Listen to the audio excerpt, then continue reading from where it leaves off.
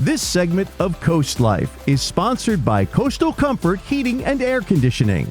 Well, CoastLife, we know that nobody likes to, when the rent is due, the bills need to be paid. It's our least favorite time of the month, isn't it? And those electric bills may be looking a little bit higher than you expected them to.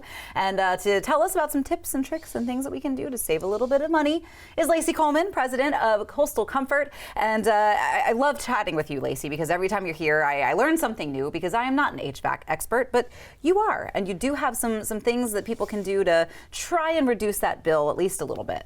Absolutely. So your home heating and cooling system accounts for about 40 to 50% of your annual utility bill. So it's a pretty big chunk of what we're paying every year to heat and cool our homes. So it's really important to make sure that the system is maintained. I know we talk about that all the time, but I can't stress enough how important that is to keep your system running efficiently and also prolong the lifespan.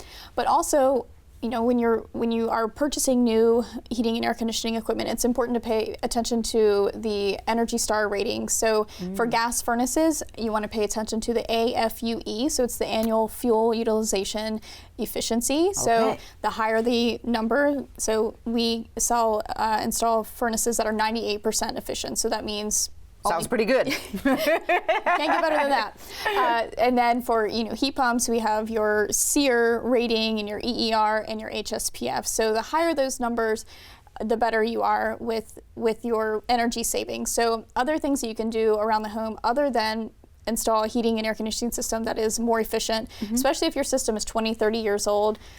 Definitely time to start looking at a more efficient system. That would definitely help with your home utility bills. You can also install programmable thermostat. Air sealing is a really, really important, not only making sure that your ductwork is sealed properly to make sure you're not having any heat or air loss in the attics, crawl spaces, closets, things like that. That will definitely cause a higher electric bill as well, but also doors and windows. So if you have that outside air that is constantly creeping in, that is also, it could cause your electric bill to be higher.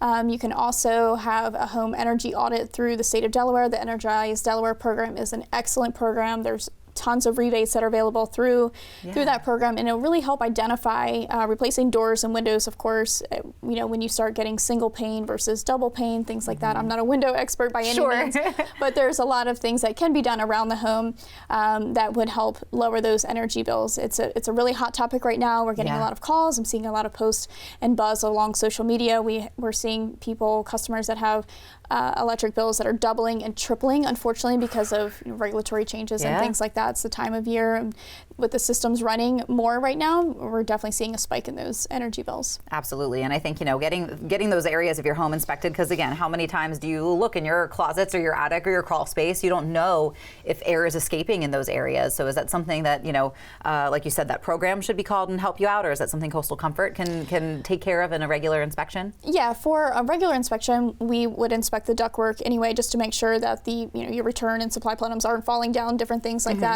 For a more in-depth look, really a whole home approach, that would be something you would want to reach out to an auditor with the Energize Delaware program.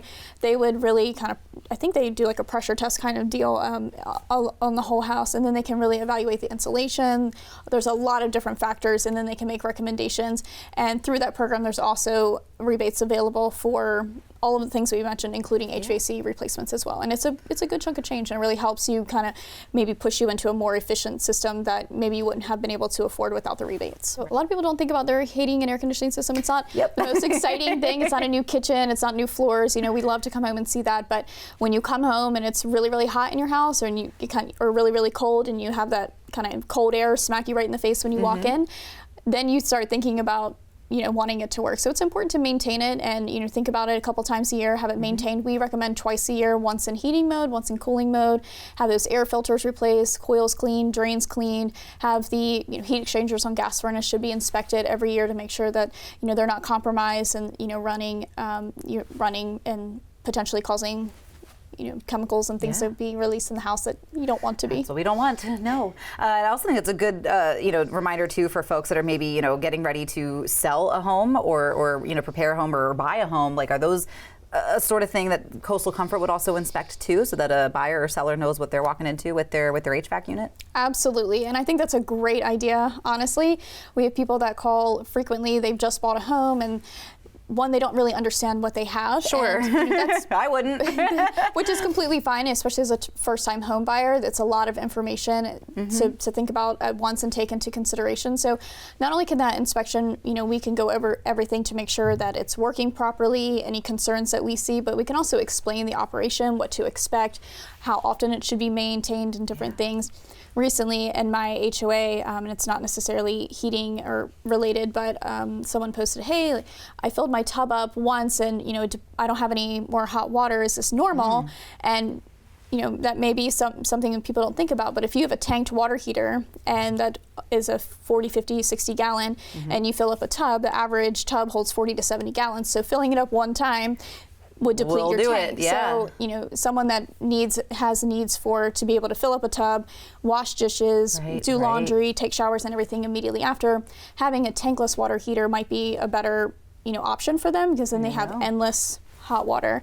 So just things that you don't know, but having, a professional come out, take a look at it, go over all of those different things, then you know really what to expect. For sure. Well, Lacey, it's always a pleasure chatting with you again. I feel like I learn something new every single time, and you do really always look out for everybody in the community, and we appreciate that. Of course. Thank you so much for having me. Of course. But we have more Coast Life that you will appreciate when we get back.